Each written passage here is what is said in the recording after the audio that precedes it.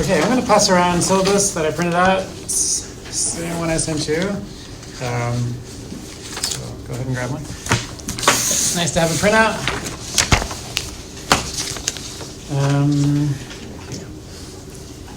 I had sent it to a few people earlier in the summer, and it's like 99% the same. But there's like one or two tweaks probably from the ones I sent. So just go with this one.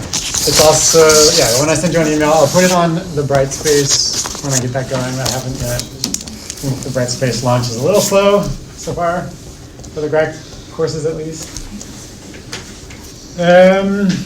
So we'll take a look at the syllabus today together. And we will answer any questions. And then we can know each other a little bit more. Just ask you some basic questions. Then we'll just jump into some readings and have conversations. So this, first of all, I think you've had a few classes so far under your belt. Some of you are new at Western. Hopefully this is not you've had a good week and you're feeling settled in. You're getting a rhythm going. And you're getting used to the pace of the program. So welcome everybody. If this is another third or fourth time with a welcome, but it's good.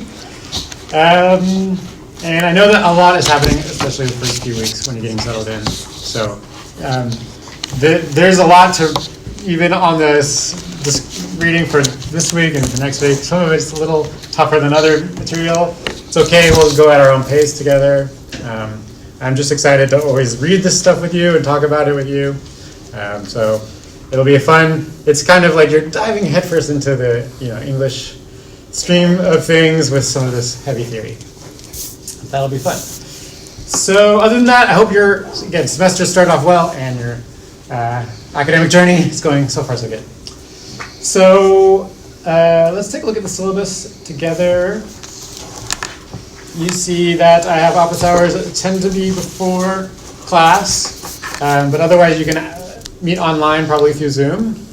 It's possible that I might be running around the building sometimes before class, so if you don't see me in the office, just either check or email me and say, hey, are you around just right now? But I should be there, or if not, exploring the neighborhood. So, but feel free to schedule an appointment with me by Zoom if you want to meet some of the time outside of that Wednesday window. And I'm not going to read the description of the course. It's pretty straightforward. We'll do a lot of literary theory. Grading is also fairly straightforward. Mostly a final essay is your main thing. Everyone, of course, will do a oral presentation on one of the readings. We'll talk a little bit about that later, and also even pass around the sign-in after the break today, so you can pick something. But actually, I have a little blurb about it here, so I might as well get into it. So, all right. Before that, though, it just says about the final essay. It's about 20 pages. There'll be a one-paragraph abstract due about 3/4 of the way into the semester, and then I'll meet individually with everybody for 20 to 30 minutes, talk about your project and brainstorm together, and then you'll be ready to go. So that's for the final essay. So the oral presentation, here's what I wrote follows. It says, it's a 15-minute overview of key issues of a chosen text. I want you to generally structure your presentation by highlighting 3 important concepts or terms from the reading and explicating these terms one by one. Please point to specific quotes in the text. Throughout the presentation, you should be raising questions for the class and outlining how you think we can get the most out of this reading. It's pretty straightforward. Some faculty have different models for these presentations. So I am recommending, I'm not going to be super stringent, but recommending the model of where I said pick 3 main concepts. So that means you don't have to cover everything in the reading, okay? And you don't have to sort of paraphrase it like, paragraph by paragraph, what's going on in this reading. That's too much to get through for the 15 minutes. Really, you're looking for the highlights. What are the most interesting things, thoughtful things, curious things, questionable things or whatever. Just some of the main terms what they mean and how we should understand them better. You're sort of walking us through. So again, you don't feel like you have to cover the whole thing. But second is also, you don't need to really do biography or introduce the text. So by and large, most of the readings are from R. Norton. They all have a little bio kind of blurb in front of the readings, so you learn a little bit more about the theorist. And you get a little bit of context for their career. So you don't have to do any of that. And you only have a 15-minute window, and there's a decent number of us, so it's just not needed. If you really feel like you want to say a few things, that's totally fine here and there, or just at the beginning, it's fine too.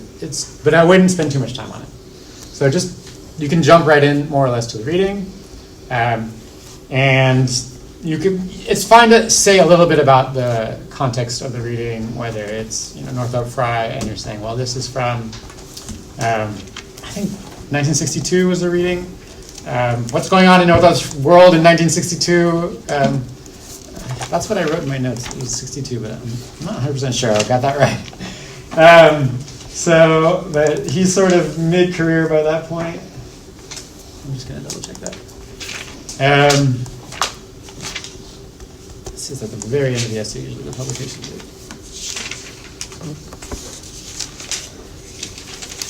51. Okay, so 1951, earlier than I thought.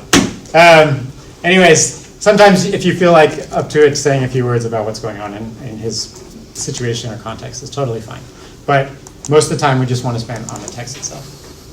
And picking out 3 key terms or whatever, 4, it's something in that range. If you want, you can do a PowerPoint. It's not required. It's up to you. Some people prefer it. It doesn't matter to me either way. So it's up to you. It's a little primitive, our system here. You've probably seen it in other classrooms, fired up, but it should be fine. It should be fine. We have the computer, and then you can log in, for example, to whatever your email, if you've got it on your, let's say, sent it to you with your email, or if you have a USB stick, you can use that too, if that's what you want. So up to you. But most of the time, we'll want you to walk us through a little bit about some of those major ideas in that text. And point to a few passages. And you're welcome to sort of say, okay, page whatever, 1250, this passage, I'll read it out loud. Here's my thoughts about why this passage is important. That kind of walking through in the presentation. And I will take notes and so on. I said, maybe if you have questions at the end, those are fun. It's sort of slightly awkward in that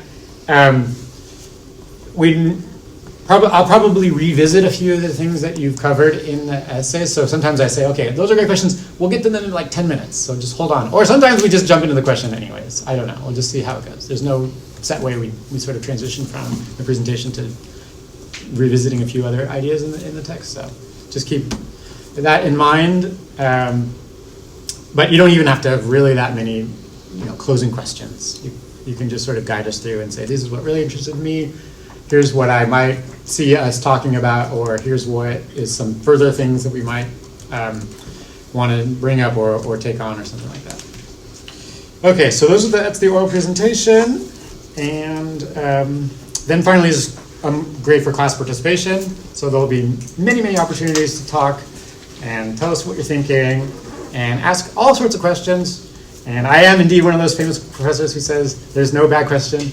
So any kind of questions are fine, including like, what in the world does this word mean? What the heck are you talking about in whatever sentence someone said, or this sentence in the text? A lot of what we're doing is just simply that, figuring out what the heck is going on. But sometimes we can ask other questions of just like, I feel lost, or I don't understand why this is all that interesting or important or convincing or something like that. Or can just sort of be like thumbs up, thumbs down questions of like, this text really not hitting me, or actually I do like this text, and here's why. All that is welcome. Super excited to hear about what you think and how you are responding to the readings. Okay, I'm just going to go through a few other items on sort of front matter here.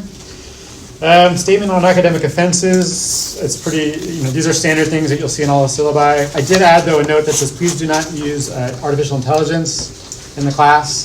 It's increasingly something we're just asked to put on syllabi, and I don't expect it in graduate level. So you won't need ChatGPT to do any of your thinking. We'll just do it all together, and we'll come up with our ideas together. And part of the fun thing is sort of running against a wall and not being sure what you think, and seeing where that leads you. Further statements here, graduate course Health and Wellness. There's so much more information on the SGPS website. So if some of you have been in the program for a little bit, so you're probably getting more familiar with how Western, what the different aspects of support that Western offers, and there's a lot, I think, for graduate students, for sure.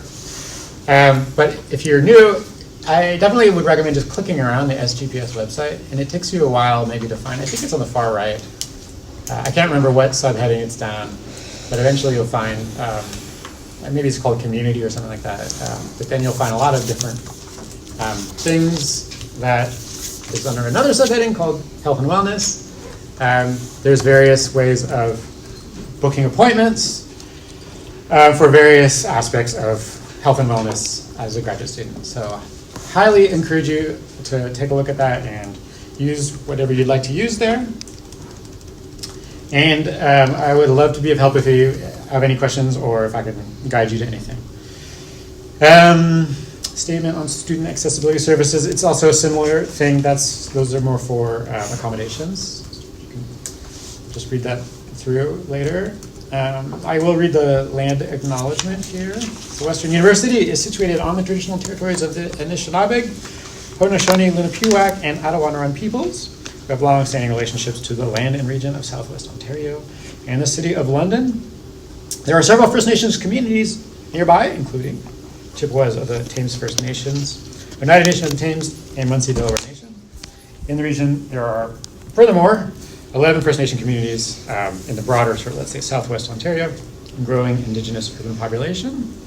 Western University values the significant historical and contemporary contributions of local and regional First Nations and all of original peoples of Turtle Island.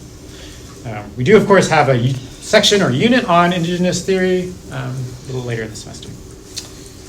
Okay, one other thing I added is this diversity statement. I just thought it was well worded. I borrowed it from another English department at Appalachian State University, so I'll just read this out loud. I thought it was just nice to put it in the syllabus. Education is transformative, and open intellectual inquiry is the foundation of a university education and a democratic society. In the spirit of shared humanity and concern for our community and world, this class celebrates diversity as central to our mission. In line with our departmental goals, we disavow all racism, xenophobia, homophobia, sexism, Islamophobia, anti-Semitism, classism, ableism, and hate speech, or actions that attempt to silence, threaten, and degrade others. As educators, we affirm that language and text, film, and stories help us to understand the experiences of others whose lives are different from ours. We value critical reasoning, evidence-based arguments, self-reflection, and imagination. Building on these capacities, we hope to inspire empathy, social and environmental justice, and an ethical framework for our actions. We advocate for a diverse campus, community, and nation inclusive of all racial minorities, women, immigrants, LGBTQ+ community, and people of all religious faiths. So I thought it was just well worded and a nice reminder for all of us. So I will, okay, keep going here. Required text is that famous brick of the Norton anthology. Unfortunately, climbs in price seemingly every year. I don't know how much it costs these days. I was curious, actually. How much does it cost? 120 something. 120? Yeah. Brutal. 150. 150 now? Okay. Okay, well, there you go. Climbing as we speak. So you might, highly recommended to buy it, but I know you can probably find a digital, maybe a bootleg copy. That's fine too. I personally think that I get so much more out of reading it on paper, but I'm old school. And I think it's also a wonderful thing to come back to over various moments of your life. And I wish it wasn't so expensive. I mean, I kind of feel like the way with all Norton anthologies. They are a little expensive. They also are pretty darn good. And I do return to them over and over again. So hopefully you can find a good copy or a cheap copy, but if not, the digital copy is fine. I did order them in the bookstores, and I hope they were there. Okay, so it sounds like they were. Otherwise, there's a few random essays that are not in the Norton, and I will put them on Brightspace when I finally get the hang of that. Okay. Okay, so other than that, really, I structured it by sort of, let's say, method, if not the word school, or let's say, kind of theoretical theme or field, and it's somewhat straightforward. It's kind of a common way to structure a literary theory course. It's not my always favorite way of modeling it, but it helps for organization, and it lets us get in a decent amount of range of theories out there. There's a lot of different kinds of ways of doing literary theory and cultural studies, and so this will give us a decent map for anyone. At that point, you can bring up more, you could do your own readings and develop more of your ideas in a particular field that excites you. So this is a way, at least, of getting that more broad view of the theoretical terms. And we'll do our best, really, to dig in as close we can on each reading and then each sort of field and figure out what the heck is going on. So I'm not going to say too much about the readings themselves. But they're all laid out there. Okay, so that's the gist of the syllabus. Are there any questions about the syllabus? Anything technical or theoretical about the syllabus? Looks okay so far. Usually questions sort of slowly come to mind after a little bit, but everything's good. Okay, so let's introduce ourselves to each other, and we'll go around. If you could tell me a little bit about your where you are in the program, which program you're in, because not everyone's in English.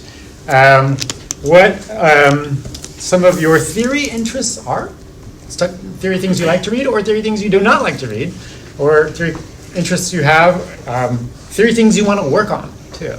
Anything specifically in theory you want to, skill-wise develop or thought-wise develop. So theory skills you might want to work on, or theories or ideas you might want to work on. Anything else about, if you could say a little bit about potential fields that you find yourself in, just so I can sort of have a sense of some of your own general interests. And then also just guide, you'll have to be very patient with me with names. I will certainly get everyone's names right and pronunciations right, but it may take me a little bit of time, so please be patient. And so I will just begin by saying you can call me Josh. It's fine by me. And I am your friendly professor. I have taught this course a few times before. I love teaching this course. I certainly love theory, and this is going to be a fun course. I'm always working on various theory things. I have a few books kind of using theoretical ideas, but this summer I just was working on an essay on Foucault and his book, The Order of Things. So that was a fun project, and it's kind of more or less done. I'm excited about other future theory projects that I've got going on. I'm sure they'll come up here and there as we converse. So why don't we go around the room? We'll go this way and get it started. Okay. Hi, everybody. I'm Daniel. Josh is actually helping me figure out my blurb for my research interest. For your shirt, yeah. For my shirt. Shirt code yes is around the corner. So now it feels like inauthentic saying in front of you. I had a really good one the other day. But I guess I'm interested in 20th century literature, especially American literature, especially mid-century literature, interpersonal novels, and I had a lot of fun studying the modernists for my 20th century British Irish exam last year. Yeah, I guess in terms of theory, I'm sort of interested in auto theory, auto fiction, stuff like that.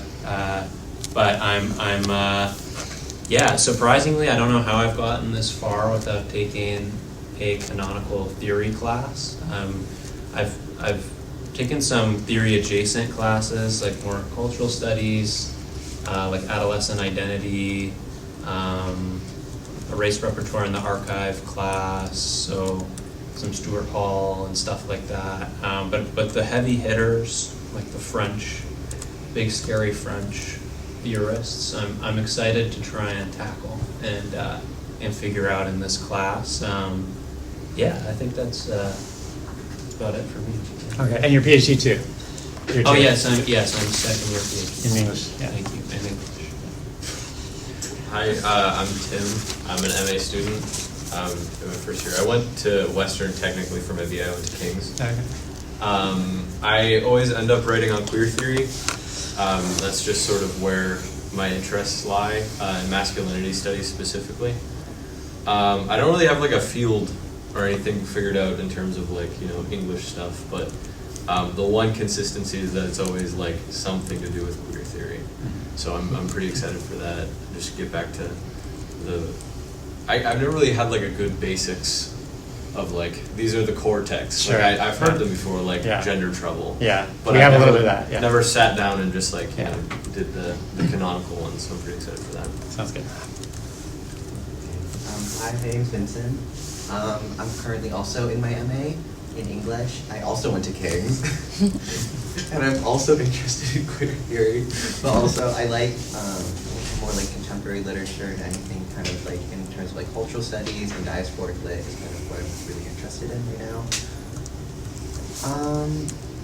I'm not really sure where I want to go with this. I'm kind of just like excited to learn more things. I don't know a lot about theory.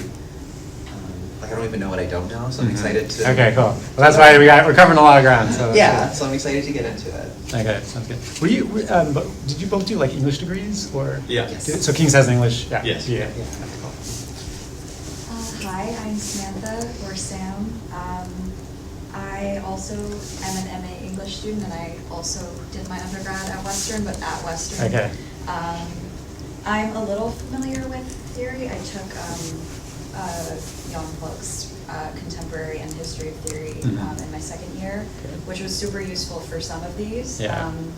Although I still struggle with Marxism a lot. Yeah, but, my academic interests are mainly Canadian literature, Canadian and diasporic literature, so yeah. Okay, cool. All right, thanks. I'm Grace. I'm an MA in English, and I did my undergrad at Windsor, so I'm new to Western, and I don't really have any experience with theory, so I don't really have the words yet. Okay.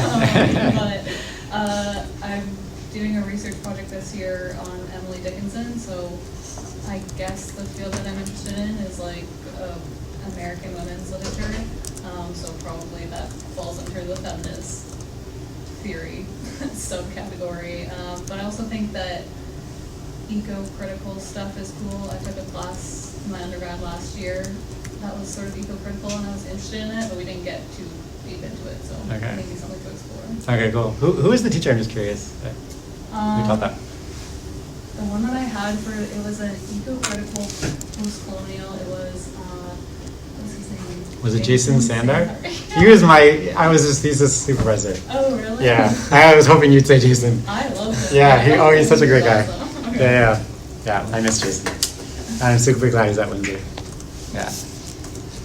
I'm Julia. I'm in my first year of PhD, but I did my MA here last year, so kind of new but kind of not. I'm really just interested in like the book as like an artistic product. I'm doing the textual studies second year this year, so I'm just really interested in like reading and how we read and how we interact with words, what are words kind of thing. I think someone else said it, I don't know what I don't know with theory. Yeah. And I remember we had a Zoom meeting. I was Yeah. like, where do I start? And Yeah. like, anywhere. Yeah, So this I book. yeah. So I feel like this is kind of the like next step into trying to figure out something else. Yeah. Yeah. So I guess like affect theory and kind of like reading would be my like bubble of theory of interest. Okay, great. Hi, I'm Yu. I'm a second year PhD student. I am going to take my theory exam in just 3 weeks. I love theory, but now I'm just tired of it. So I took a course, when I was getting my master's degree, I took a course that was a mix of Beckett and theory. It was mostly about eco-criticism and object-oriented anthropology. I'm still hooked on that. And I'm also going to take my primary in 20th century British and Irish lit. And yeah, that's it. Okay, cool. Thanks, Neil. Nick. I'm an English MA. My primary interests are 20th century British literature. When it comes to theory, I did my undergrad at Huron. I took 2 theory courses, like an intro one and then an advanced one, but that just meant we were focusing on eco-criticism with Dr. John Vanderhyde. Okay, good friend. So when it comes to my interests, I've really just inherited or stolen a lot of his interests. So I'm really big into like film theory, Benjamin. Obviously, I had a great time with eco-criticism as well. But I'm really excited to just be in this class and get an overview of so many different schools. And yeah, I mean, I'm essentially, I feel like with theory, you can always be at ground zero again. So Yeah. I'm just excited for the class. Sure, great. Hi, I'm Maya. I'm a second year PhD student. I'm also taking my secondary comps in a couple of weeks in cultural studies, so I'm knee deep in the theory right now. Yeah. But I do enjoy it. My research tends to be quite theory heavy. I think the areas that particularly interest me are linguistics as well as like spatial theory. So Lefebvre and Desoto are, I think, just some of my favorite critics. And like just the intersection of how language informs identity and identity informs language. And yeah, right now I'm reading Peggy Phelan and I'm really enjoying that. Oh, great. Yeah. Cool. I'm Dakota, PhD 1. I did my undergrad and MA at Windsor. My MA thesis was on eco-poetry, so I was pretty steeped in that. My plan for my dissertation is to expand that into other eco-media. I've also taken a couple of lit theory classes before at Windsor with Dr. Cabri. So, Okay, yeah. I ran into him just a week ago and I said, oh, Dakota, yeah. And he's like, I asked him for a reference and he told me about that. Yeah. So I was excited to hear from him. So. Yeah. Yeah. That's, well, great. Good that we finally see each other in person too. I'm Sarah. I'm a PhD 1. I did my undergrad at the U of A and my master's at the University of Saskatchewan. My theory focus is in post-colonial and settler colonial studies, and then my other interests are in fantasy and sci-fi. And I haven't taken a theory survey course since the second year of my undergrad, so 8 years ago. So mostly I'm excited to kind of come back to it with more experience and more confidence and kind of like get a better handle on some of those foundational texts. Great. Hi, I'm Tina, second year PhD student in comparative literature. Doesn't mean that I'm not familiar with English lit. I did my BA and MA in English lit and I shifted to comparative. I'm mostly interested in cultural studies and environmental studies. Actually, this is what I did for the past few years. I did my master on, it was about board games, a comparative reading of board games, but in terms of feminism, cultural studies, and environmental studies. So, Okay. What's your favorite board game? Or well, those two that I worked on, there's this French board game called Dixit. I don't know if you're familiar with them. I don't know if I know that one. I love that game. Who doesn't actually? But yeah, that's my favorite one. Okay, cool. I'm Kat. Kelly, MA1. I did my undergrad at Western. I guess my interests are 19th century literature and the medical humanities. Last year I did an undergrad thesis and I focused on like Donna Haraway and Deleuze and Guattari. Oh, great. So I guess I really like the metaphysical aspects. Yeah. But at the same time, it's still grounded in science in a way. Mhm. But yeah. Okay, cool. I'm Jen. So what I want to work on is kind of why I'm here. So I want to work on trans theory, queer theory. I'm always a fan of feminism and feminists, especially psychoanalysis and psychoanalysis in general. So there's a lot I want to get out of the class. Like I think what I'm bringing in is maybe not as useful as like what I want to get out of it in this case. But so I'm excited to take more theory always. Okay, good. In your MA? Yeah. English MA. Hi everyone, I'm Kadong or Roy. I'm a visiting professor with the English department here. I'm from Harbin, China. My home university is Harbin Institute of Technology.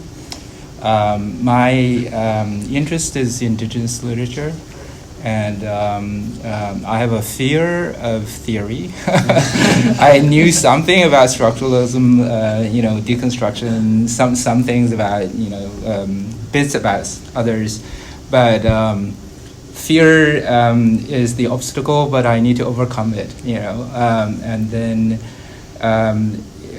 there's a saying in learning technology is save time over time. I know I need to spend a lot of time over theory, the readings and so on, but that's worthwhile, I think, in terms of teaching and research. I also heard something from, I think this is from a University of Oklahoma professor called Ronald Schleffer. He said Western was famous for theory. It That's is, why I'm here. yeah. Of course, we have the theory center. Yeah. So I great. hopefully I can learn something, about all these schools, but especially the more recent ones. Yeah, sounds good. Do you prefer Keon or Roy? Either way. Which one is, whichever is more convenient for you. Okay, we'll go with Keon. Yeah, sure, okay. Okay, great. Well, welcome everybody, and just super excited to begin this journey with you. So a few things before we just jump right in is to give us a little sense of how to think about the class from the get-go, and how to read the text from the get-go. They are difficult. Some of these readings are going to be more difficult than others. Some of them you'll be a little sort of worried about what the heck is going on and what are they saying. That's okay. That's actually a good thing. It's a good feeling. And that means learning's happening, and you do not need to feel like you know everything from beginning to end of what's going on in the text. But give it time, and I think really the first objective is to figure out what is the author saying, right? What is it's just the basic arguments and definitions and so on. I might say hold off a little bit on whether you like it or not. Just hold on. Maybe sometimes it takes a while to decide or know or something like that. And there's theorists and authors who I've at first felt, oh, this is terrible stuff. I'll never. And then like a year or two later, I'm like, oh my god, this is the best stuff. How did I decide that I didn't like it before? Who was that person? So that happens all the time, and that's a good thing too.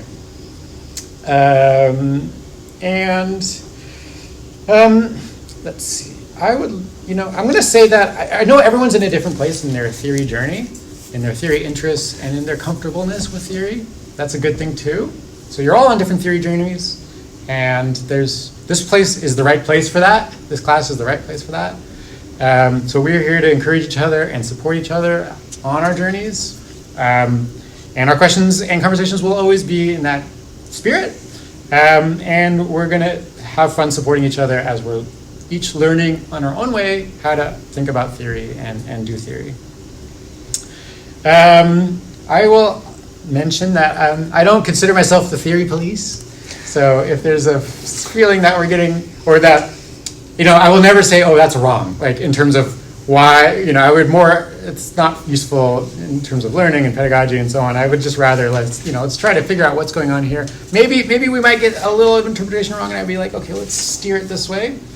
But that's not me trying to do theory policing. It's just a little guidance, maybe. But always I'll try and keep our conversations fun and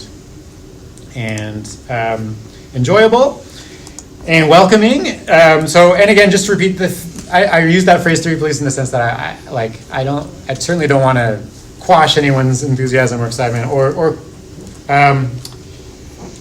make people feel stressed if they don't really get it or something like that. That's not what we're here for.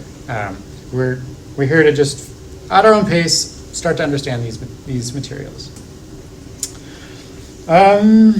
So that's some of the big picture stuff.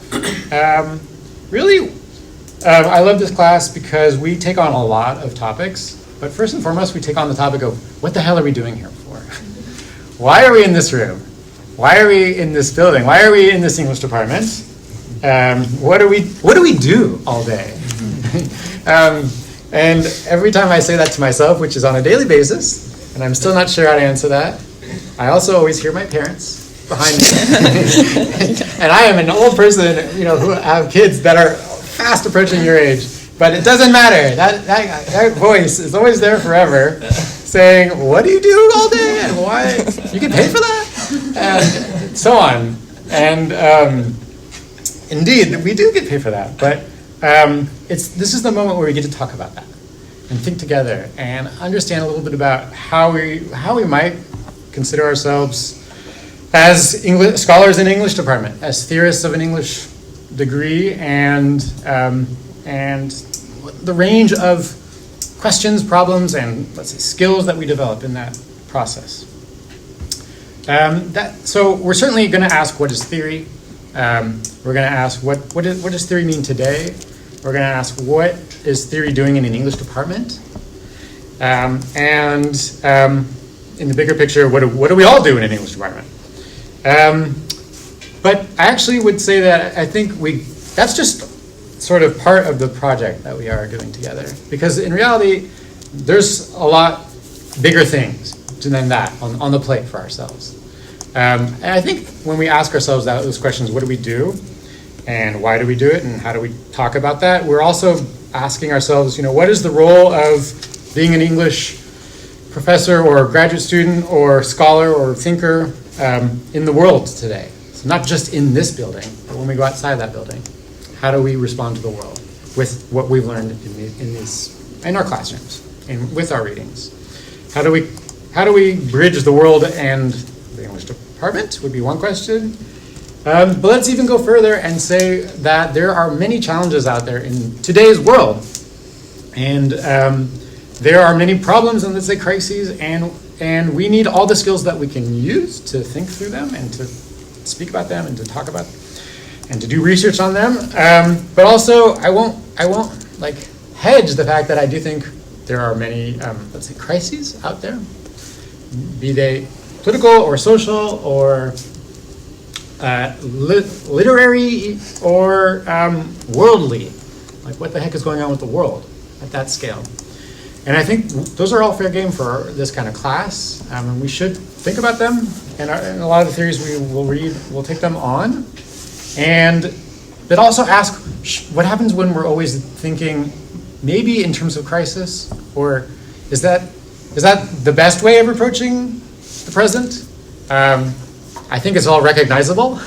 We did go through the pandemic altogether, and then we came out of it, and then where are we now? And what's going to happen in the next short-term-ish thing, and then the next down the road?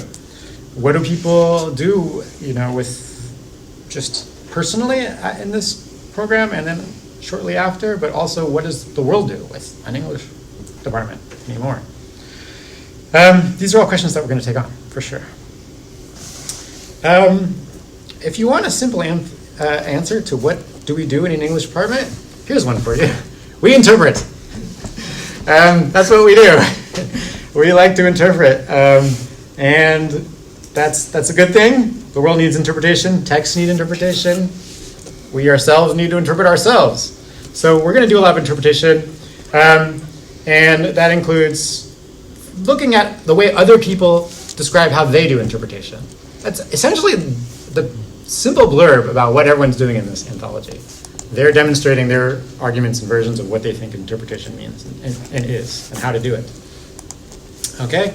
That said, there's other related, like sort of a whole bubble of things that we might argue that we do beyond interpretation. So education is more than just interpretation; it's broader than that. But we are in the world of the aesthetic. We practice aesthetics. Aesthetics is not just educational, but I like the definition from Horace, who probably stole it from someone else.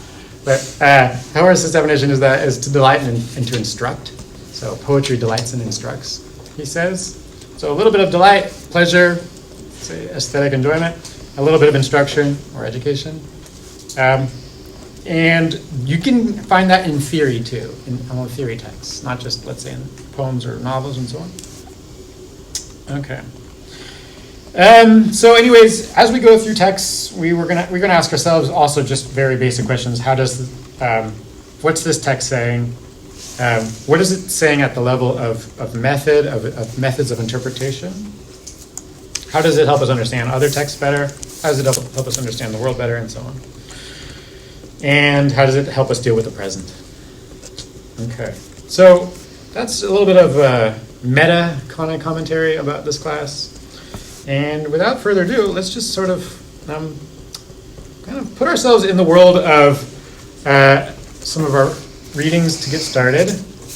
But it helps to kind of provide a little historical sense of what happened, since we're starting with Nietzsche, who is a little bit bold. This is the first time I've ever done that.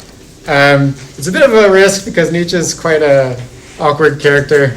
But I didn't know where else to put it, and I'm kind of going through a Nietzschean crisis right now, which I'll tell you about in just a sec. That's how you have to introduce Nietzsche anytime you're talking about Nietzsche.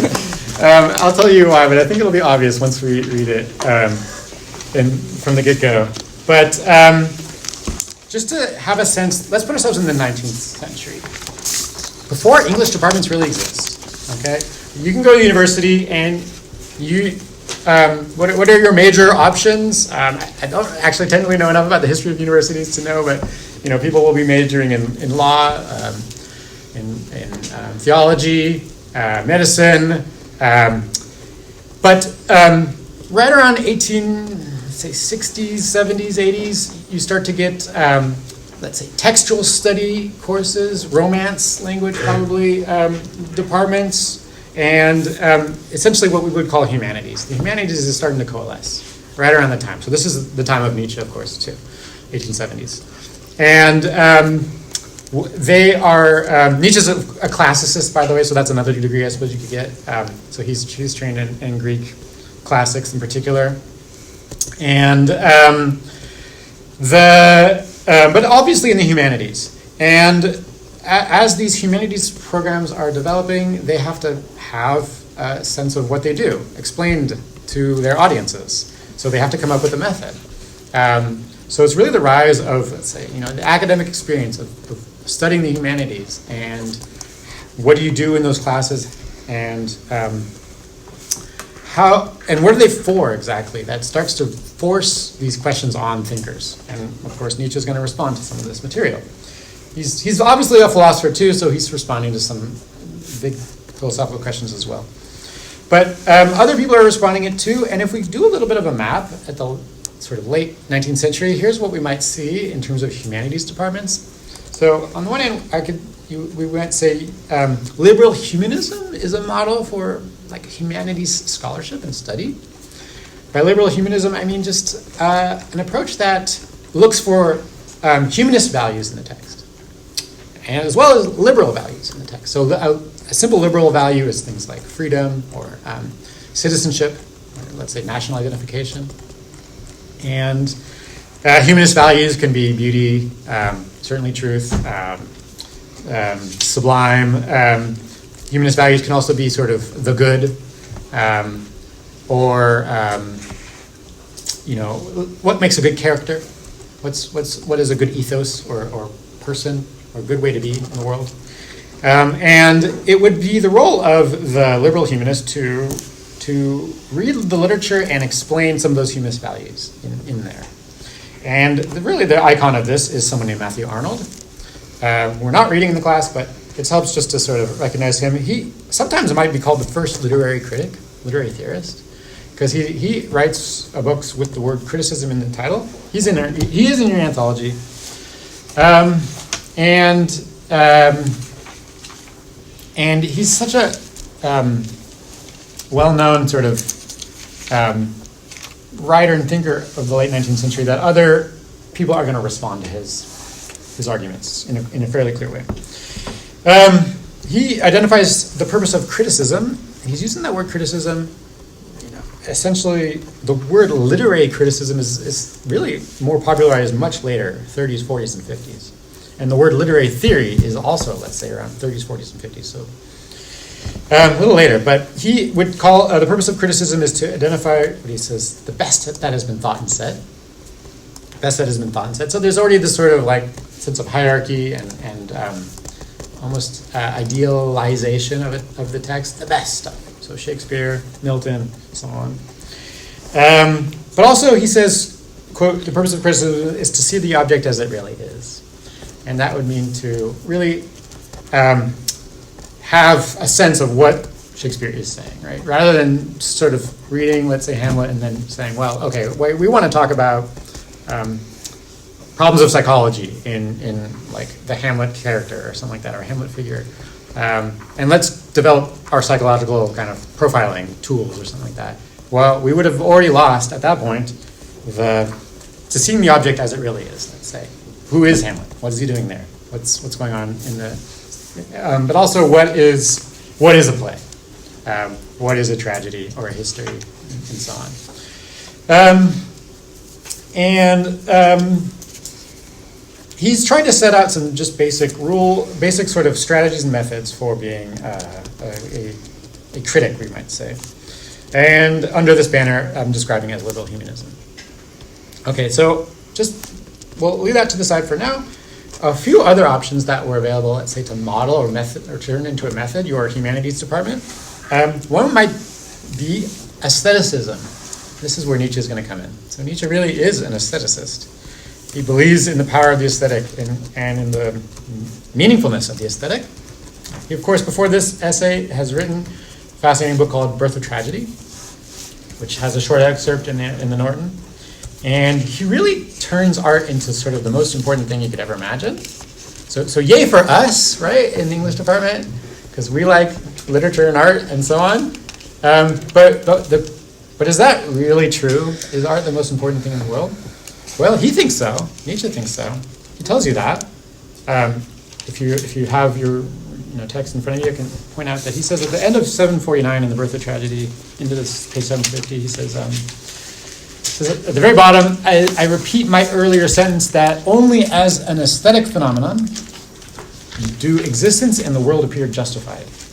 And he goes on to say, which means that tragic myth in particular must convince us that even the ugly, disharmonious is an artistic game which the will, in the eternal fullness of its delight, plays with itself. Okay, so there's more complicated stuff going on there at the end of that sentence, but the first part of it is the key part for now, just to saying only as an aesthetic phenomenon is existence and the world justified. That's a ridiculously exaggerated claim.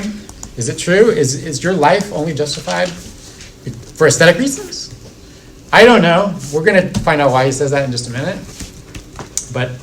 But if you wanted someone who totally believes in aestheticism, it's right there.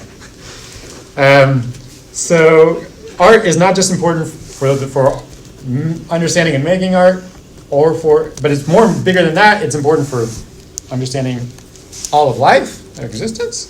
But then it won't even stop there. It's important for the entire world. And in Nietzsche, you could say this is sort of like a metaphysics of art. That art is so important that it tells us everything about the universe, essentially. And he's going to try and build on that in just a minute.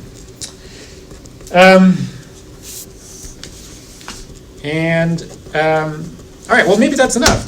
So let's just see how he does it. From the get-go into the text, which is this essay called On Truth and Lying in an Unmoral Sense. And then I'm going to, again, repeat that this was a bit of a risk to have you read this from the get-go. This is not an easy text. This is very challenging. Nietzsche's quite a remarkable person, but it's sort of, I also thought sort of, time-wise, it's a fun thing to start with, okay? Because we're sort of pre-literary theory, and he's going to set some fascinating, let's say, arguments in front of us to sort of challenge us as we go forward. Would someone volunteer to read, I don't know, about the first 10 lines or so on 752? Yeah, actually, who would, someone volunteer first? Okay, Daniel. And just before we start, I'll just mention that this essay was never published by Nietzsche. Written in 1872 or 1873, I believe, and not published, meaning that he's not fully decided exactly his own arguments, and it was well after he died this stuff was published. This essay is particularly influential, though, for post-structuralists in particular, among other people. But one of the reasons why maybe he didn't publish it is that maybe he doesn't fully understand what he's doing in this essay, so that's even more challenging for us. But that's okay. All right, go ahead, Daniel. Should I read to like halfway down the page? Yeah, to that word like rather, the sentence that it says rather. So it's like about 10 Yeah, okay. In some remote corner of the universe, flickering in the light of the countless solar systems into which it had been poured, there was once a planet on which clever animals invented cognition. It was the most arrogant and most mendacious minute in the history of the world, but a minute was all it was. After nature had drawn just a few more breaths, the planet froze and the clever animals had to die. Someone could invent a fable like this, and yet they would still not have given a satisfactory illustration of just how pitiful, how insubstantial and transitory, how purposeless and arbitrary the human intellect looks within nature. There were eternities during which it did not exist, and when it has disappeared again, nothing will have happened. For this intellect has no further mission that might extend beyond the bounds of human life. Okay. Pretty dramatic. Before I ask you any question, we're going to read it just a little bit more. But obviously it's clear that he's just sort of painted a picture of the end of human beings, the end of the earth, that this is a sort of short-term planetary phenomenon. And he is one of the first philosophers to understand, let's say, assimilate that scientific knowledge. Right? So if you go prior to him, I mean, it's really 1840s, 50s. It's actually slightly earlier, probably 1810s even, that astronomers understand that the Earth won't last forever. And they start to understand that planets and galaxies are born and die. But it sort of takes a while to filter through consciousness and so on. And finally, Nietzsche really is picking it up and saying, wait a second, what the heck does that mean? If I know that humans and the Earth will disappear, and that we're just a sort of speck in the universe, well, how do I react thought-wise? So this is obviously a very dramatic beginning. But let's see what he does with it, just from a little bit more, so we can make some sense of where he's going. I'm going to skip a little bit to the bottom of 752. So I will read here. Just keep going. All right, the very last sentence, it says, the arrogance inherent in cognition. So remember, he'd said earlier that this was a very arrogant thing to think that the humans were particularly important. So returning to that, arrogance inherent in cognition and feeling casts a blinding fog over the eyes and senses of human beings. And because it contains within itself the most flattering evaluation of cognition, it deceives them about the value of existence. Its most general effect is deception, but each of its separate effects also has something of the same character. Okay. As a means for the preservation of the individual, the intellect shows its greatest strength in dissimulation, since this is the means to preserve those weaker, less robust individuals, who, by nature, are denied horns or the sharp fangs of a beast of prey with which to wage the struggle for existence. This art of dissimulation reaches its peak in humankind, where deception, flattery, lying, and cheating, speaking behind the backs of others, keeping up appearances, living in borrowed finery, wearing masks, the drapery of convention, play acting for the benefit of others and himself. In short, the constant fluttering of human beings around the one flame of vanity is so much the rule and the law that there is virtually nothing which defies understanding so much as the fact that an honest and pure drive towards truth should ever have emerged in them. Okay. So I'm going to actually ask us a little bit about what we just read here. So a question for you. Just to help us understand, how does he explaining why human beings are constantly using dissimulation or lying or untruth? Why are they tending to do that? What might be some of the reasons you see so far? I think his argument is that it's a survival skill. Okay, yeah, very good. Okay, so Sarah, right? Yes. Okay, good. Sarah, absolutely, yes. So survival skill. As I'm asking you this first question, I'm already kind of wanting to ask a second question, which is, when we read that opening view of the end of the planet, sort of maybe the right word for that is sort of an apocalyptic narrative, how in the world does he get from that to already talking about lying and deception? And Sarah, I think you're already indicating something along why these are connected. Why this opening scene and then this thing about lying and deception and dissimulation? Well, partly for this thing called self-preservation or survival. And he thinks, well, let's keep going. Why we could build on that, or what other reasons why might humans have a tendency to this issue of lying? Tim. Yeah, I'm just sort of building on Sarah's point a little bit. I think it's interesting, like a survival technique, especially when he places humans against nature. Like he kind of makes a comparison, and it seems like he sees in nature defense.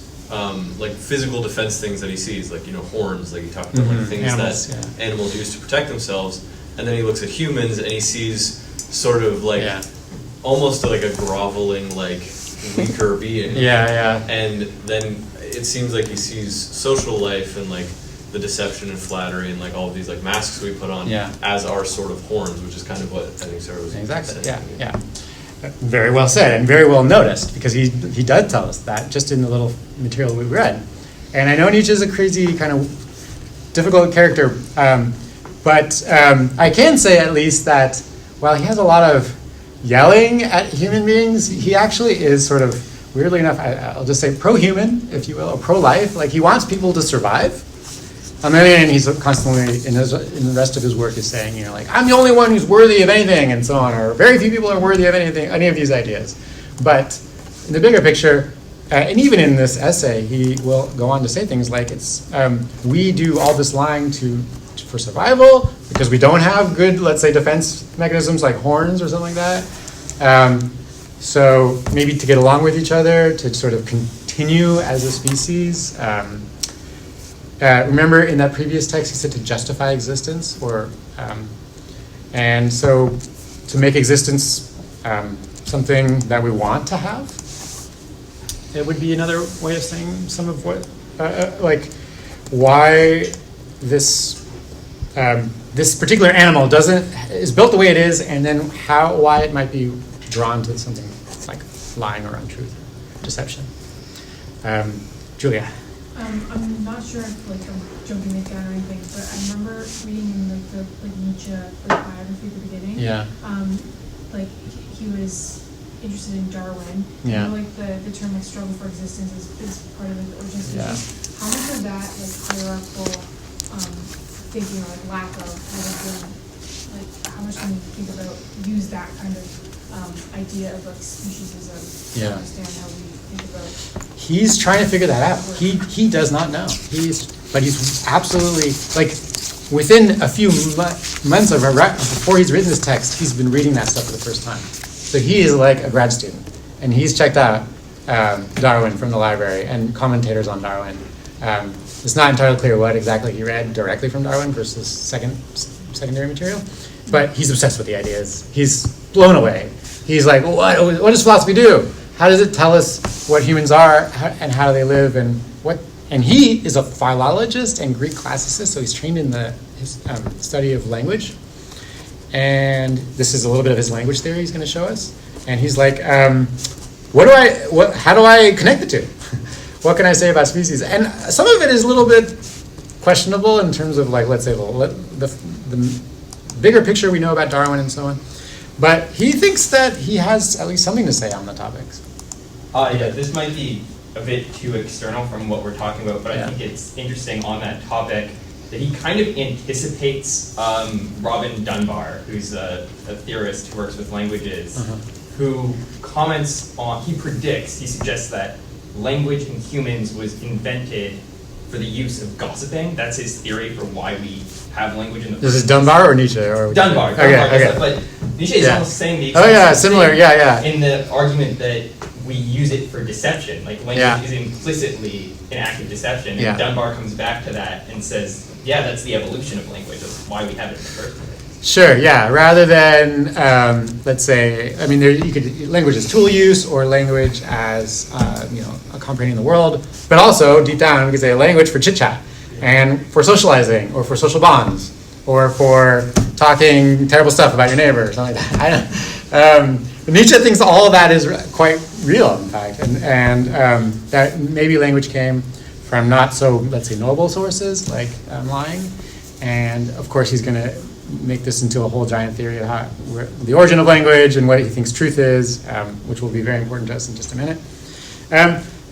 Well, final just thought about at least what we've, first paragraphs and then this paragraph is, it is really up for interpretation what the heck he's doing when he starts off with that fable. I'm fascinated because I just happen to often work on like apocalyptic narrative and existential, like, we call finitude, when you understand that we are all temporary beings in the universe, and humanity can't go on forever, and the planet cannot go on forever. And what does that mean at a literary level, at a level of being a human being and being on a planet? And Nietzsche is really the first person to take all that on and to change philosophy. But the second biggest thing that Nietzsche is doing is that he refuses nihilism. This is a famous argument that he has. He freezes nihilism and he freezes pessimism. He associates both with, if you want to know the history of philosophy, with Schopenhauer, who is this sort of person that really influenced him early on. And nihilism in a nutshell is just sort of like, well, guess what? If you understand that the world is going to end sooner or later, then nothing matters. Problem solved, right? You don't have to worry about anything. You can just, I don't know, you've got a couple options. You can give up, or you can do what you're doing without really thinking that it has any value. But if you understand that humanity and the planet are temporary, then you come face to face with nihilism. But Nietzsche doesn't want to think that that's the last word. Like, in a way, then we'd be all done. We don't need English department. We don't need philosophy. We don't need to write anymore if we're going to take that stance. And that is not Nietzsche's stance. And he's in this classroom. He's hanging out with you as a graduate student, and he is like in the same existential crisis as you are. Like, what am I doing? Why am I here? Somebody told me that, basically nothing I do is important, and why are you there, and what job are you going to get out of that? All the above. But worse, they also told him that the world's going to end. And, like the environment is falling apart, and so on. And he's like, okay, I get that. And I'm not going to just pretend I didn't hear it, because that would be deception and lying, just what we talked about. And humans have a tendency to do that, even when they're told, hey, this is how, animals work, or this is how the planet works. So we prefer not to know, this nihilistic or apocalyptic narrative, even though it is true. But Nietzsche doesn't spend a huge amount of time on the scientific situation of that. He's going to turn this into a language theory of all things, because he's a lit major, basically. he loves poetry, and he loves aesthetics, and he loves literary theory and philosophy, and he wants to figure out, what do we do now? So that's one of the reasons why I had it at the beginning here. And you can see this will translate to my own little crises, because I'm constantly saying, what am I doing here? And I worry about the planet, and I know the planet is temporary. My quick answer to all the above is that I'm okay with that. And that's what meaningfulness is. Okay, if meaningfulness was guaranteed, metaphysically or let's say theologically even, or through some other mechanism, even let's say it was guaranteed by culture or something like that. Culture establishes the definitions of what's meaningful and problem solved. I don't find that is enough for me. I happen to be, a little I'm on the secular side, and I am sort of convinced by scientific evidence and so on, and I wonder what we do on a temporary planet. But on the same side, and Nietzsche is really doing this, and other people that say in the existential tradition are doing this, and they're saying, well, then you have to make the meaning. That's existentialism. There is no meaning, so you'll have to create it, and develop it, and make in a purposeless cosmos. Then purpose will only be local and temporary, but that's okay. It'll be meaningful for that. But also, finally, I think that's only where meaning comes from. And just to say that you'll find that very argument in Derrida, for example. So this Nietzsche essay is such a powerful sort of place setting for some of what's coming in this class. Okay, all right, Daniel, and then we're going to get to more material here since we haven't gotten to the actual. But I just wanted something that I'm really reminded of, especially upon my second read of this intro. Weirdly, is H.G. Wells, The Time Machine. Oh yeah. Yeah, like this description just seems just like when the time traveler goes to that, like, I forget the word. There's a great word for like the total sort of end of the world. I don't know. I was reading about it when I was studying the book. Like, anyway, I had a word. I don't know. There's a word in the novel, or no? Like, I think people else? have assigned it this word. I saw it online and stuff. Okay. But that sequence where it's just like Regimen red or something. Like, there's just nothing. He goes so far ahead. He sees the final. He goes to 800,000 years in the future and sees it's sort of a red Earth. Gone. Yeah. And it kind of reminded me of that. But and then thinking about Nietzsche and Wells and stuff, and then even what you were saying about temporality. Yeah. Like, that the world, because Nietzsche kind of introduces it as like the world has ended somewhere else, or maybe here already, or something. Exactly, as he says, nothing will have happened. Yeah. So it's a future tense, but it's already sort of, we call that future interior. It's already in the sort of present or in the past. It was in some looping temporality. Yes, looping is kind of so I've even written on that very novel, and it's fun to talk about. But Nietzsche filters through England and British literature like, I don't know what good metaphor we might call it, or I don't know. He filters very rapidly. So he puts everyone else in crisis mode, right? In the 1890s, when he becomes popular. Oscar Wilde has a lot to say, more on the aestheticism side of Nietzsche. But he becomes sort of the person who puts all of theory into crisis. The interesting thing, we'll not see it so much in this particular essay, but Nietzsche is also a fascinating moral skeptic. He thinks that the language we use for good and evil, for any moral claims are questionable and require a lot more analysis, and maybe don't matter. Plus, a quick reason why it might not matter is because if you've had this apocalyptic, vision, then you have to wonder what about morality matters anymore. And this is why he thinks aesthetics matter rather than, let's say, moral building. And even to the extent where he'll say, like, well, why do we pour all of our energies into, let's say, building moral values and moral systems? An example that he does not like is democracy, of all things. This is sort of, by the way, all recurring, even because there's like a bunch of right-wing Nietzscheans running around blabbering on the internet about nonsense. They don't really understand that you can only read Nietzsche as a leftist. But anyways, he doesn't like all that stuff because his simple point is, like, we're released from all that. You have no more purpose. You don't have to say, oh, let's build a giant democratic system and follow that strictly. It's like, you are released from everything. From all that, because the world has released you. The universe has released you. It has no purpose for you. So if you were really released, what would you really do? And in his mind, you would develop aesthetically. And let's see how he does it, okay? Very quickly, because already I think we're probably time-wise. We're okay. Okay, so he is going to say a little bit more about his theory of truth here. I won't spend a huge amount of time on it. Down below, though, on 753 in this long paragraph, he says well, a little earlier he says, what do human beings really know about themselves? Are they even capable of perceiving themselves in their entirety just once, stretched out as in an illuminated glass case? Does nature not remain silent about almost everything, even about our bodies? Like, how do we know ourselves? How do we know our bodies? So yet another moment of crisis for him and for what he's doing.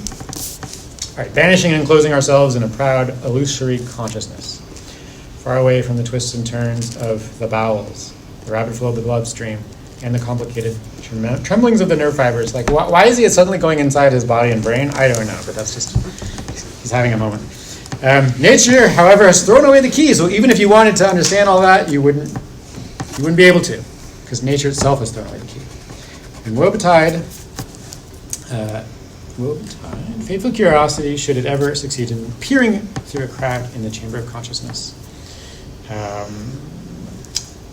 going to just skip some of this language just to find the end of that sentence where he says, clinging in dreams, as it were, to the back of a tiger. Given this constellation, where on earth, and he's being very clear, like he's not, where on earth, he's even reusing that earth language, which he does elsewhere. Where on earth can the drive to truth possibly have come from? Why do we care about the truth? Where does that wanting to know the truth come from? So he's going to answer for us.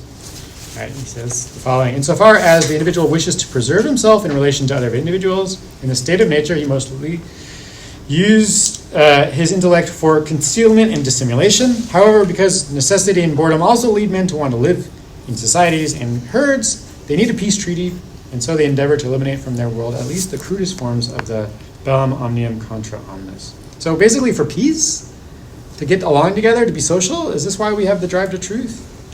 But then he says the following. In the wake of this peace treaty, however, comes something which looks like the first step towards the acquisition of that mysterious drive for truth.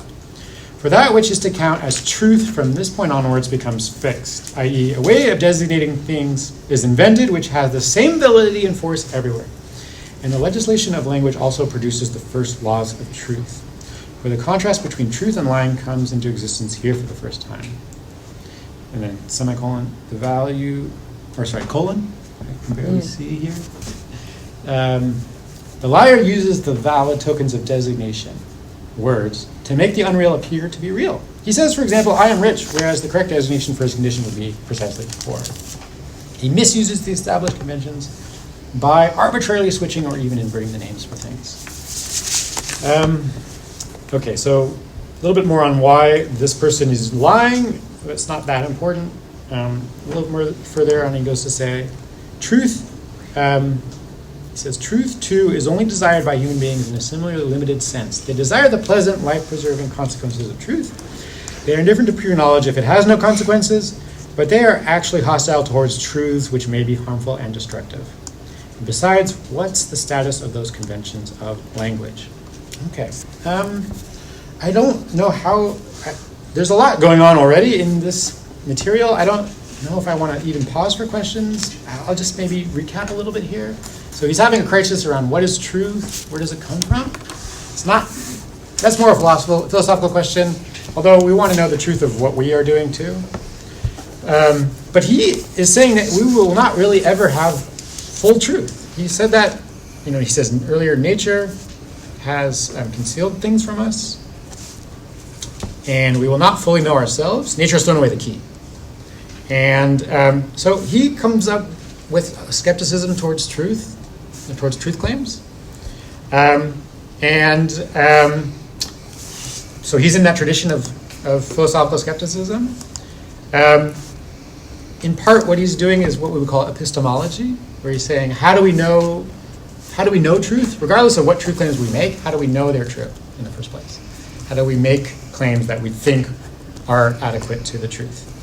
We call that epistemology.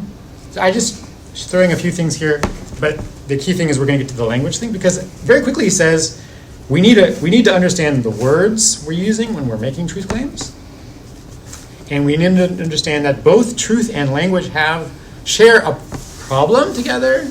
The problem is that they prefer things like fixity, as he says, designating things in a way that has validity and force everywhere.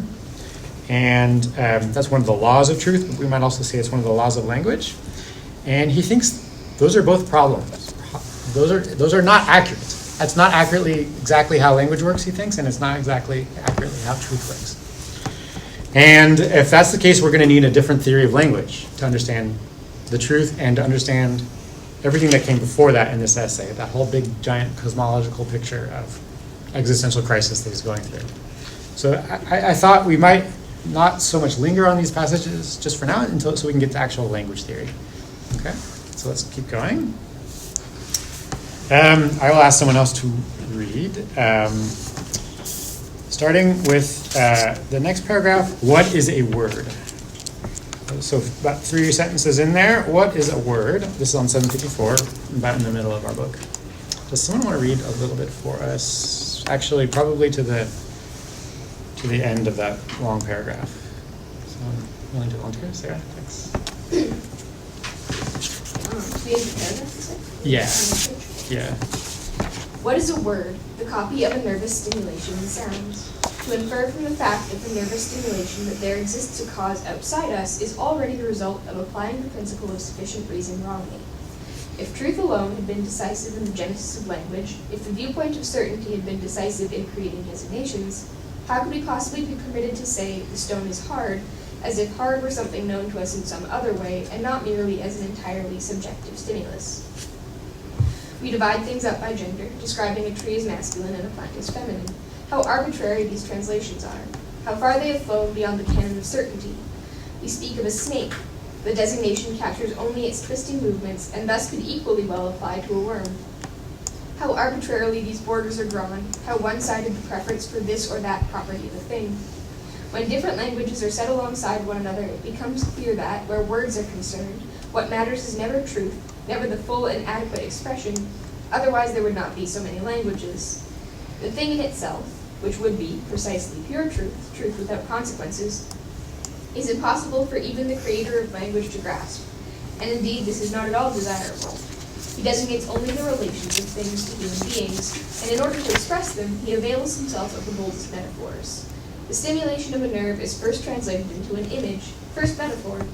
The image is then imitated by a sound, second metaphor. And each time there is a complete leap from one sphere into the heart of another new sphere. One can conceive of a profoundly deaf human being who has never experienced sound or music, just as such a person will gaze in astonishment at the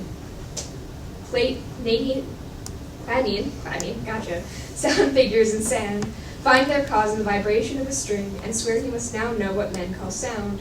This is precisely what happens to all of us with language. We believe that when we speak of trees, colors, snow, and flowers, we have knowledge of the things themselves, and yet we possess only metaphors of things which in no way correspond to the original entities. Just as the musical sound appears as a figure in the sand, so the mysterious X of the thing in itself appears first as a nervous stimulus, then as an image, and finally as an articulated sound. At all events, things do not proceed logically when language comes into being, and the entire material in and with which the man of truth, the researcher, the philosopher, works and builds, stems, if not from cloud cuckoo land, then certainly not from the essence of things. Okay, great. Well read there. Okay, so we're going to want to take on this question of what is a word, but as we're thinking of how we understand what the heck each is saying, let's just look even a little bit when he says the following, a few lines later.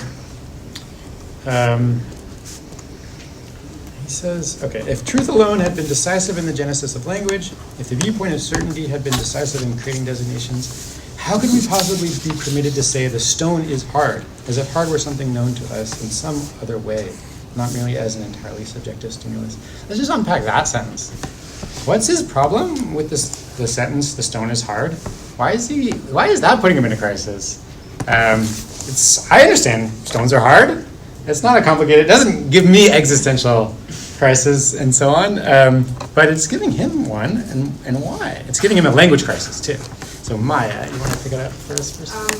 He's basically saying that we have come up with the word hard for Yeah. the idea hard. Yeah. Because we could still say that this thing, it's not hard, it's soft. Yeah. And it could just as easily be interchangeable. Yeah. So how can we accept it as something that is true, that this is hard, when we are the ones who have said this is hard? Absolutely, exactly, yeah. So we've done a kind of human choice or human decision about what we think is hard versus something that is different from hard or something like that. And you can see Nietzsche's probably using a little bit of scientific knowledge to say, you know, how do you decide a table is hard, pillow soft, like a chemical formula is what exactly? You know, where do you decide where hardness appears and so on? And he says there is a question of subjective choice there. So I did see a few hands up. I think there's actually a further thing we might say here, but I don't know. I was just going to bounce on that to talk about how he kind of unworks a problem he had earlier with that. I had the problem with it too, which is when he talks about the liar, he says that the liar says, I am rich, when he means poor. Yeah. And I flagged that to say, well, that's kind of an arbitrary thing that we define, the terms poor and rich. Yeah. So yes, we can say, yeah, you're lying because of our perspective of what rich and poor is. You should probably be less disingenuous. But he unworks it here by saying, well, he's not really lying in the sense that that's an arbitrary decision that we've made to label that as infinity. And who decides exactly what we mean by those terms? And he's probably thinking of, for example, like Socrates, who might say, to the extent, like, I'm the wealthiest person there because I explore knowledge, right? And then, well, someone will walk around and say, no, you're really poor. Believe me, I can see it. You know, so who decided who was wealthy and poor? Well, so you're already getting tangled up in that. Nietzsche hates Socrates. So Neela, go ahead. I think because of the reference that he's making to Kant, he is somehow stressing the detachment between the sensible, like the things that we experience with our senses and the perception that we have of things, and the language that we use to describe them. So it's not just about the detachment of that, of the linguistic representation and the idea, but of the detachment between the linguistic representation and the thing itself. Exactly. Like, because we, as an individual, you might experience it, but you can never translate that into a language that the others might. That is perfect, or exactly. Yeah, he is a good Kantian, and you were absolutely right. And so, in a nutshell, Kant is saying that we do not have access to the thing itself, and which is even throwing that on the page there for us, and we will never have. We don't have epistemological access at all, ever, to that, let's say, absolute knowledge of things. And of course, we're a thing too, so we won't have absolute knowledge of ourselves. And Nietzsche's really just pulling out some of the implications of Kant. Kant does not have a language theory, Nietzsche does. Nietzsche is one of the first philosophers to theorize language. And of course, that's relevant for us, English majors. But he's kind of pulling out some of the implications of fairly, uncontroversial philosophers like Kant. And saying, if that gap is unbridgeable, let's say, philosophically or scientifically, then it's somewhat subjective or arbitrary how we decide to bridge that gap. And language is stuck with that. And truth is stuck with that. Okay. There was maybe one hand. Yeah, I don't know if you probably touched on it, but is he having a problem with like adequately representing like the feeling of things, or how we interact with the world, or is he more concerned with the arbitrariness of specifying?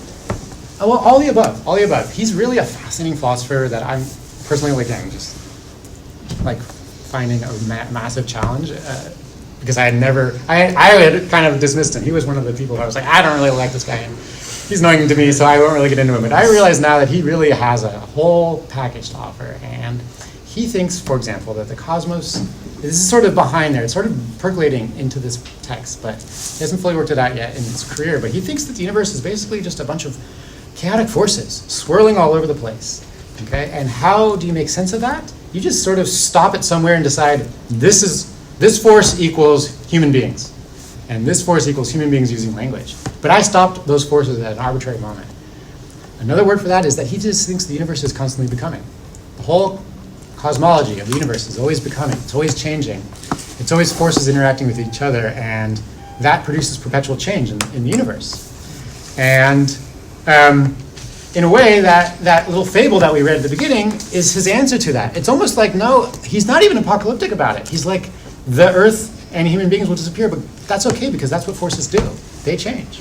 And they will create other things in the universe, so on and so forth. And this is kind of true, actually. Like, this is actually the cosmology we still have today. And yet, here's a philosophy responding to that in the 1870s. And this is going to map much of literary theory going forward. It's quite amazing. It's quite stunning. One other key to all this, too, is that he's also thought of it at the level of what the heck are we doing as, again, human beings reading any of this, why should we care? He thinks that another reason why he will call it subjective, we'll get to another version of that in just a second, is that actually that's a good thing. His phrase that he always would add to every sentence that he ever writes is the phrase, for life. And we would maybe choose to lie or choose to just ignore the arbitrariness of language or the failure of truth or any other forms of deception, and that's maybe what even morality is rather than being good or something like that. I don't know.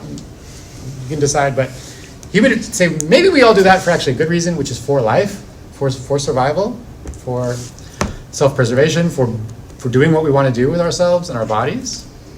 And while a philosopher might say that's terrible, you've lost truth, he might say, well, actually that's okay, because the drive to live and sort of to become and to create and to justify your existence at an aesthetic level is more important, knowing the whole cosmology of things, and the drive to halt truth and say, fix it. It's always like this. It's always going to be, we're going to make universal declarations about what is correct and valid and valuable. He thinks it misunderstands everything from cosmology to life to language to philosophy and so on, the whole package. And it's all been worked out right here in these sentences. I think that's astonishing. So this is why I'm blown away by some of this stuff, even though some other stuff is pretty distasteful to me. So I don't know. That was my little, working through it. Let's. I know that we want to take our break in a minute, but I still want to get to at least one last passage. It's one of the more well-known. Okay. Well, actually, before we leave behind this "what is a word" thing, I'll just point out that he really says basically all words are metaphors, and they're all really translations of stimuli. So first you get a stimuli, like a sound, and your brain and your ear are translating those into something like an image, but basically he'll just call that a metaphor. You remember that a metaphor, and a word we'll see over and over in this course, is Greek, meaning to carry across. Meta is across. Foreign is to carry. And so something is being carried from one spot to another. It's an act of becoming, too, if you were Nietzschean about it. But if you were just linguistic about it, you would just say it's a form of translation or interpretation. I'm rushing a little bit here. I had in my notes here, I wanted to ask you a little bit more what do you think his theory of metaphor is. But I want to get to at least one little passage and then take our break. So I'll just rush it a little bit more here by saying that a metaphor is, again, this translation that there's a little bit of a physiology theory going on here with stimuli and brain, but it's not all that important, but maybe there's a little bit of naturalism in Nietzsche as well. But we might do this translation or this metaphor formation for, again, reasons that we won't have access to the truth, but we want to sort of still get along in the world. So that might be, is that deception or is that truth, the drive for truth? It could be both at the same time. The big challenge that Nietzsche is posing here is that what if we know that metaphors are not, let's say, exactly true. They're something, it's not like 1 + 1 = 2. A metaphor is you're combining two things that are not necessarily related, A and B, but you're saying they are related. So Shakespeare will say, eyes and sun. My mistress' eyes are nothing like the sun. So a simple metaphor there. So we know eyes and sun, they're not the same thing. And actually he is throwing that out there on the page saying I reject metaphor. My Mr. Sizer nothing like the sun, except for then he's going to give us 10 other metaphors that he thinks are more interesting. Nietzsche's saying, well, actually, if language works this way and truth works this way, then we'll be able to sort of have some aspects of, let's say, truth claim and some aspects of fiction or imagination or making things up.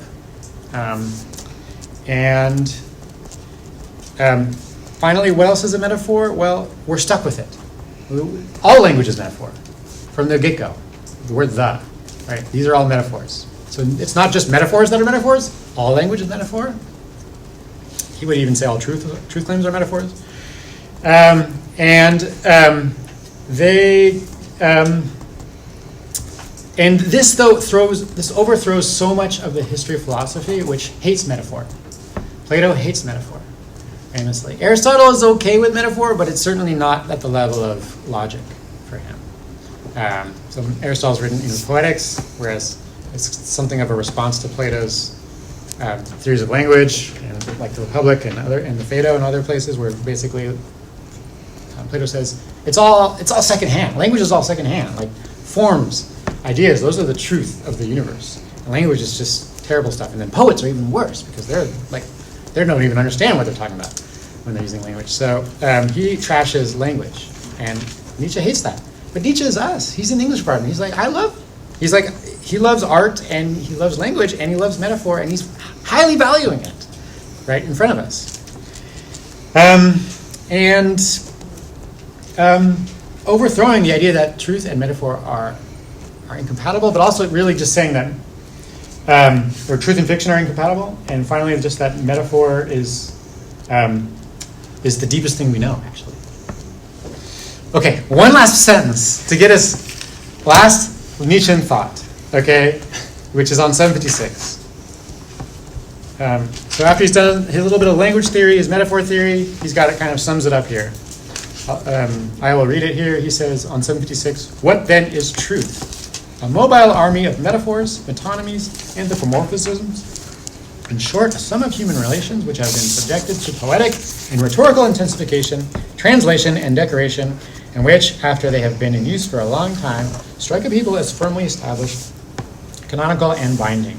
Truths are illusions of which we have forgotten that they are illusions, metaphors which have become worn by frequent use and have lost all sensuous vigor, coins which, having lost their stamp, are now regarded as metal and no longer coins. Then he goes on to say, again, yet we still do not know where the drive to truth has come from. That long sentence there has been well read and interpreted by many famous scholars and theorists. I'll just finally ask you, what do you make of this final statement? What then is truth? And then he gives us sort of a series of terms there.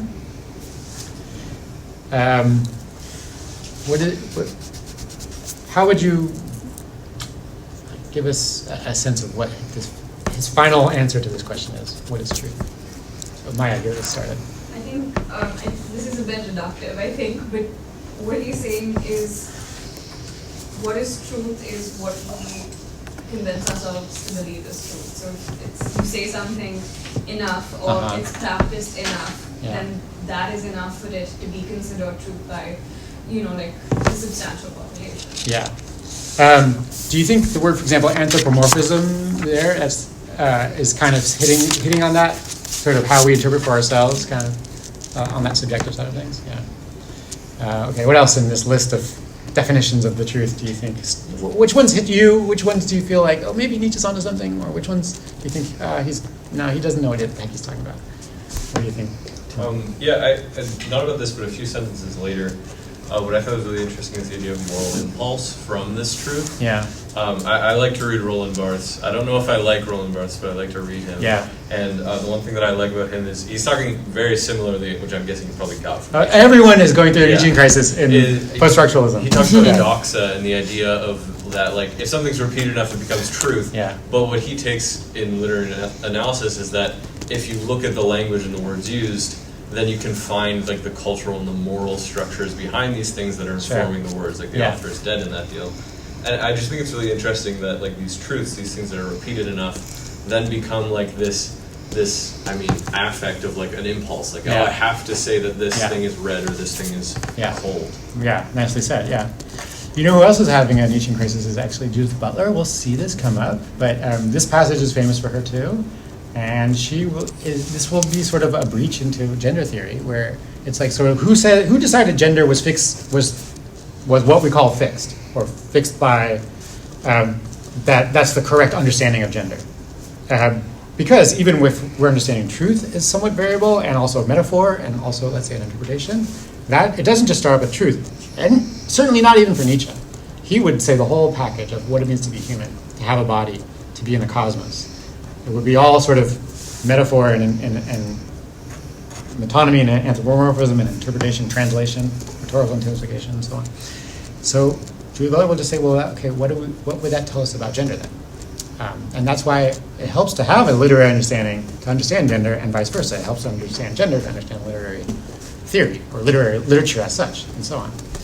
So that's just certainly getting a little ahead of us, but I hope in this little window of this little moment of Nietzsche, you found this fascinating. I suspect we'll come back to a lot of it, but it has thrown open the doors for what do we do when we're in crisis? What do we do with language? We all might say we appreciate metaphors and interpretations and so on. And is he offering anything that we might think is helpful for our own understanding of that?